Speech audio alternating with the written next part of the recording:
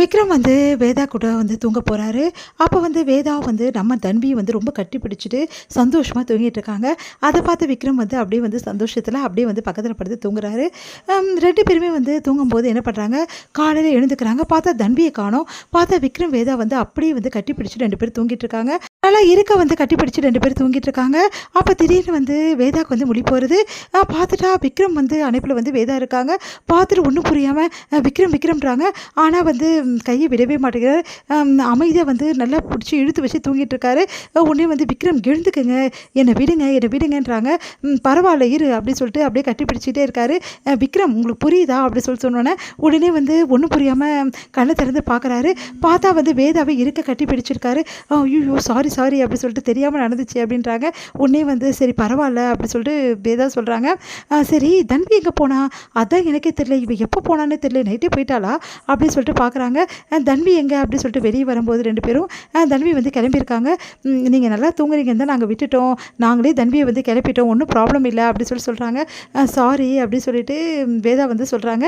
சரி விக்ரமும் வந்து சாரி அப்படின்ற மாதிரி சொல்கிறாரு. டே எங்கேயோ கிளம்பணும் நீ என்னடா ஒன்றும் கிளம்பலையா அப்படி சொல்லிட்டு அவங்க அப்பா கேட்குறாரு. இல்லைப்பா அது வந்து அப்படி சொல்லிட்டு முழிக்கிறாரு. சரிடா லேட்டாக எழுந்தியா அப்படி சொன்னோன்னா ஆமாம் அப்படின்ற மாதிரி சொல்கிறாரு. விக்ரம் வந்து வேதா கிட்ட நானே வந்து ட்ராப் பண்ணிடுறேன் உன்னை அப்படின்ட்டு சொல்கிறாரு. வேதா ஒன்றும் புரியாமல் யோசிக்கிறாங்க. என்ன திடீர்னு வந்து இப்படி சொல்கிறாரு அப்படி சொல்லிட்டு பார்க்குறாங்க.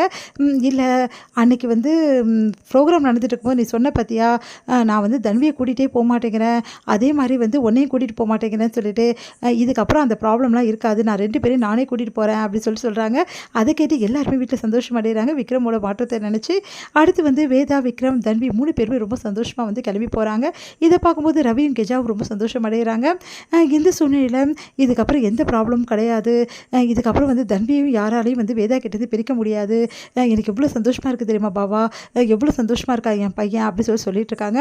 விக்ரம் வேதா தன்வி 3 பேருமே ஸ்கூல் போகிறாங்க. அங்கே வந்து ட்ராப் பண்ணிட்டு குழந்தை வந்து பாய் சொல்லிட்டு போகிறா. அப்போ வந்து விக்ரம் வேதா வந்து 2 பேரும் ஒருத்தர் பார்த்துக்கிறாங்க. சரி நம்ம கிளம்பலாம் அப்படி சொல்லும்போது அது வந்து என்னாச்சு அப்படி சொல்லிட்டு கேட்குறாங்க. இல்லை சில திங்ஸ்லாம் வாங்கணும், நான் நேற்று நினச்சேன் வாங்க முடியல, இன்றைக்கி போய் வாங்கிட்டு நான் வந்து போகிறேன், அதனால் நீங்கள் வந்து கிளம்பிடுங்க அப்படி சொல்கிறாங்க. இல்லை பரவாயில்ல நானே வாங்கி கொடுத்துருவா அப்படி சொல்லிட்டு சொல்கிறாரு. பரவாயில்லன்றாங்க. இல்லை வா அப்படி சொன்னோன்னே அந்த திங்ஸ்லாம் வாங்கி கொடுத்து போயிட்டு கிளினிக்கில் விடுறாரு. ஒன்றும் புரியாமல் யோசிக்கிறாங்க வேதா. விக்ரமா இது அப்படி சொல்லிட்டு, என்னடா விக்ரம் நீயே லேட்டாக வர, எப்போவுமே நீ தான் சீக்கிரமாக வருவ, இப்படி பண்ணுற அப்படின்னு. இல்லை வேதாக்கு சில திங்ஸ் வாங்க வேண்டியது இருக்குது, டே இப்படி குடும்பத்திலாம் மாட்டியடா அப்படி சொல்லிட்டு வந்து ரொம்ப கலாய்க்கிறாரு நம்ம வசந்த். அதை பார்த்துட்டு டேய் ஒன்றும் இல்லைடா பொருள் தானே வாங்கி கொடுத்தேன், டே இது தாண்டா முதல் படி, இப்படி தாண்டா வந்து லேட்டாக வரணும், நீ சீக்கிரமாக வந்து எங்களை போட்டு படுத்துறடா, இன்றைக்காவது ஒரு நாள் நீ லேட்டாக வந்தியே அப்படி சொல்லிட்டு சந்தோஷப்பட்டே, லேட்டாக வந்து சந்தோஷப்படுற ஒரே ஆள் நீயா தாண்டா இருப்ப அப்படி சொல்லிட்டு டென்ஷன் ஆகிடுறாரு விக்ரம். உடனே வசந்த் வந்து டேய் குடும்பஸ்லாம் லேட்டாக வரணும்டா, எங்களை மாதிரி பேச்சுலர்ஸ் தான் சீக்கிரமாக வரணும் அப்படி சொல்லிட்டு கலாய்ச்சிட்டு இருக்காரு.